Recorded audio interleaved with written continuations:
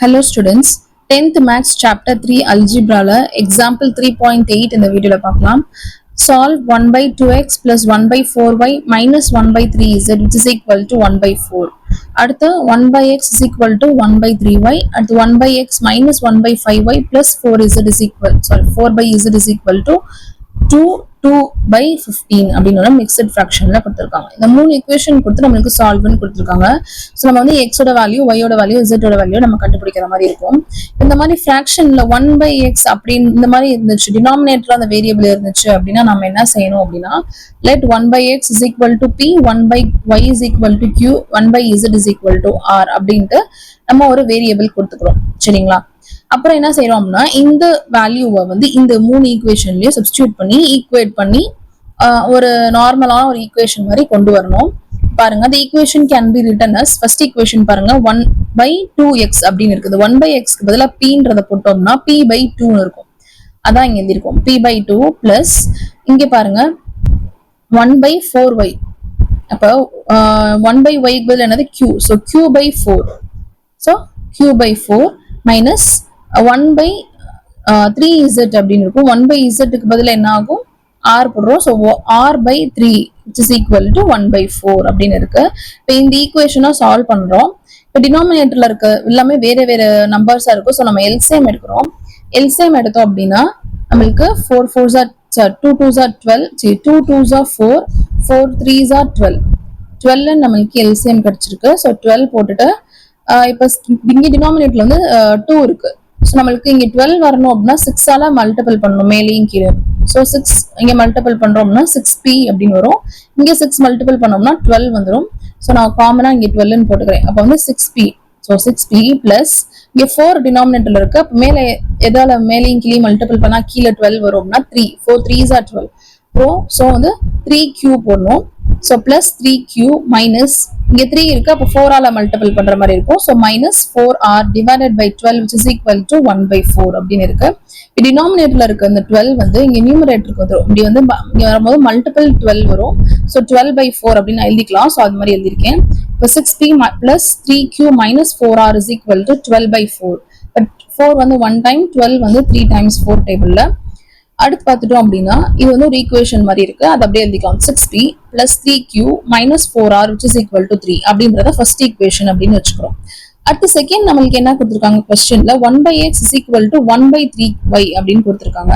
இப்போ 1 by x க்கு பதிலா நம்ம என்ன வேரியபிள் எடுத்திருக்கோம் p. so p is equal to 1 by y க்கு பதிலா q ன்னு போட்டுட்டு டிவைடட் பை இந்த 3ன்ற கான்ஸ்டன்ட் இருக்கு. ஸோ அதை போட்டுருக்கோம். p is equal to q by 3. இது எதுவுமே செய்ய முடியாது. ஸோ அதை வந்து செகண்ட் ஈக்குவேஷன் அப்படின்னு டைரக்டா வச்சுக்கிறோம். அடுத்து என்ன கொடுத்துருக்காங்க 1 by x minus 1 by 5y plus 4 by z is equal to 32 by 15 அப்படின்னு கொடுத்துருக்காங்க. சாரி, இங்க வந்து மிக்ஸ்ட் ஃபிராக்ஷன்ல கொடுத்துருப்பாங்க. 2 by 15 அப்படின்னு கொடுத்துருப்பாங்க. எப்படி மிக்ஸ்ட் ஃபிராக்ஷன்ல கொடுத்துருப்பாங்கன்னா 2 by 15 கொடுப்பாங்க. 15 2s are என்னது 30. 30 plus 2 32. so 32 divided by 15 அப்படின்னு நம்ம போட்டுருக்கோம் டைரக்டா. இப்போ 1 by y x க்கு பதிலா என்ன போடணும் p. so p minus 1 by y க்கு பதிலா q, இங்க 5 இருக்கு. so q by 5 plus 1 by z க்கு பதிலா r, இங்க மேல தான் 4 இருக்கு. so 4r அப்படின்னு இப்படி போட்டுக்கலாம். டினாமினேட்டர்ல 5 இருந்துச்சுன்னா அப்படின்னா இதுக்கு இந்த 1 by y க்கு பதிலா q ன்னு போட்டுட்டு இந்த டினாமினேட்டர்ல 5 ன்னு போடுறோம். இங்க எப்படி இருக்குன்னா நியூமரேட்டர்ல தான் அந்த கான்ஸ்டன்ட் இருக்கு. so 4 அப்படியே வச்சுக்கிறோம். அந்த 1 by z ன்னு இருக்கு, அதுக்கு பதிலா r ன்னு போட்டுருக்கோம் which is equal to 32 by 15 அப்படின்னு நமக்கு இருக்கு. சரிங்களா? இப்போ இதை வந்து நம்ம சால்வ் பண்ற மாதிரி இருக்கும். இப்போ பார்த்தோம்னா இந்த 32க்கு டிவைடட் பை 15 இருக்கு இல்லையா, அதை வந்து நான் இங்கிட்டு கொண்டு வர மல்டிப்ளிகேஷன் ஆகும். ஸோ த்ரூ அவுட்டா 15ஆல மல்டிபிள் எல்லாத்துக்குமே அதை மல்டிபிள் பண்ணலாம் 15. ஸோ பண்ணும்போது 15p minus 15q by 5 plus 15 into 4r which is equal to 32 அப்படி நம்மளுக்கு கிடைச்சிருக்கு. இப்போ ரெண்டையும் கேன்சல் பண்ணலாம். அது 5 வந்து 1 டைம், இது வந்து 3 times வரும். அதே மாதிரி 15 into 4 பண்ணோம் அப்படின்னா 60 அப்படின்னு வரும். அதான் இந்த ஈக்குவேஷன் வரும். 15p minus 3q plus 15 4s are வந்து 60. so 60r which is equal to 32. இது வந்து தேர்ட் ஈக்குவேஷன். இப்போ நம்மளுக்கு செகண்ட் ஈக்குவேஷன்ல என்ன இருக்கும் அப்படின்னா q is equal to 3p இருக்கு. இதை வந்து இந்த ஃபர்ஸ்ட் ஈக்குவேஷன் அண்ட் தேர்ட் ஈக்குவேஷன்லயே நான் சப்ஸ்டிடியூட் பண்ண போறேன். so substitute q is equal to 3p in equation 1 and 3 ரெண்டையும் substitute பண்ணலாம். So first equation பாருங்க 6p plus 3q minus 4r is equal to 3 அப்படின்னு இருக்கும். இதுல இந்த q க்கு பதிலா 3pன்ற வேல்யூ substitute பண்ண போறேன். So 6p plus 3 into q க்கு பதிலா 3p minus 4r which is equal to 3. 3 3s are 9, so 9p வரும். So 6p plus 9p minus 4r which is equal to 3. 6p plus 9p, 6 plus 9 வந்து 15. So 15p minus 4r which is equal to 3 அப்படின்னு இருக்கு. இது வந்து fourth equation அப்படின்னு வச்சுக்கோம். சரிங்களா? அடுத்து இந்த வேல்யூவை third equationலயும் substitute பண்ண சொல்லிருக்காங்க. third equation என்னவோ அதை அப்படியே எழுதிக்கோங்க. third equation is equal to 15p minus 3q plus 60r is equal to 32. இந்த q பதிலா 3pன்ற வேல்யூ substitute பண்ண போறோம். So 15p minus 3 into 3p plus 60r is equal to 32. 3 3s are 9. So 15p minus 9p plus 60r is equal to 32. ரெண்டையும் minus பண்ணணும். 15 minus 9 வந்து 6. So 6p plus 60r is equal to 32. எல்லாமே 2 டேபிள்ல divisible ஆகுது. So through அவுட்டா 2 ஆல நான் divide பண்ண போறேன்.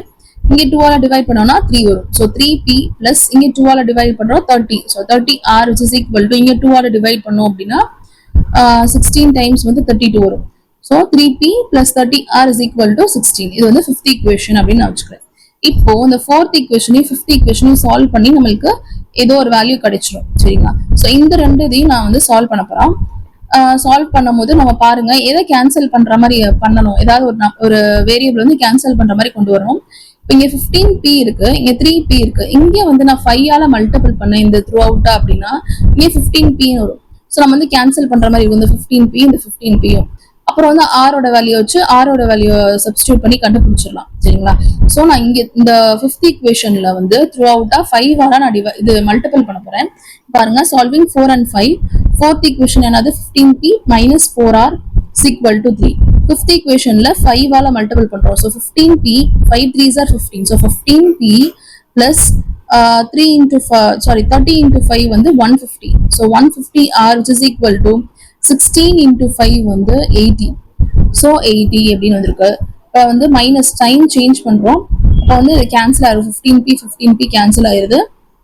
minus 4r minus 150r அப்படின்னு இருக்கு. மைனஸ் இன்டு மைனஸ் அடிஷன் தான் பண்றோம். ஆனால் கிரேட்டர் நம்பர் சைன் போடுறோம். So minus 154r which is equal to 3 minus 80 அப்படின்னா மைனஸ் தான் பண்ணணும். கிரேட்டர் நம்பர் சைன் போடுறோம். ஸோ மைனஸ் பண்ணும்போது 80ல 3 போச்சுன்னா 77. So r is equal to 77 divided by 154. இந்த மைனஸும் கேன்சல் ஆயிடுது. இது வந்து டினாமினேட்டர்ல வருது. So r is equal to 77 by 154 அப்படின்னு இருக்கு. 77 டேபிள்ல இது வந்து 2 டைம்ஸ் வரும். ஸோ இது 1 டைம், இது வந்து 2 time. So r is equal to 1/2 அப்படின்னு நம்மளுக்கு வேல்யூ கிடைச்சிருக்கு. இப்போ என்ன செய்ய போறோம் அப்படின்னா இந்த ஆரோட வேல்யூவை ஏதாவது ஒரு ஈக்குவேஷன்ல சப்ஸ்டியூட் பண்ண போறோம். சப்ஸ்டியூட் பண்ணோம் அப்படின்னா அடுத்து இன்னொரு வேல்யூ கிடைச்சிடும். இந்த ஆரோட வேல்யூ நான் வந்து 4th equation இருக்கு இல்லையா இதுல சப்ஸ்டியூட் பண்றேன். இந்த ஆருக்கு பதில் அந்த வேல்யூ 1/2 அப்படின்றத சப்ஸ்டியூட் பண்ணேன் அப்படின்னா p யோட வேல்யூ நம்மளுக்கு கிடைச்சிடும். ஸோ இப்போ பாருங்க substitute r is equal to 1/2 in equation 4. 4th equationல நான் substitute பண்ண போறேன். 4th equation என்னது 15p minus 4r which is equal to 3. இதுல r பதிலா 1/2ன்றத substitute பண்றோம். So 15p minus 4 into 1/2 which is equal to 3. அப்போ கேன்சல் பண்றத பண்ணிக்கலாம். இது வந்து 1 டைம், இது வந்து 2 டைம்.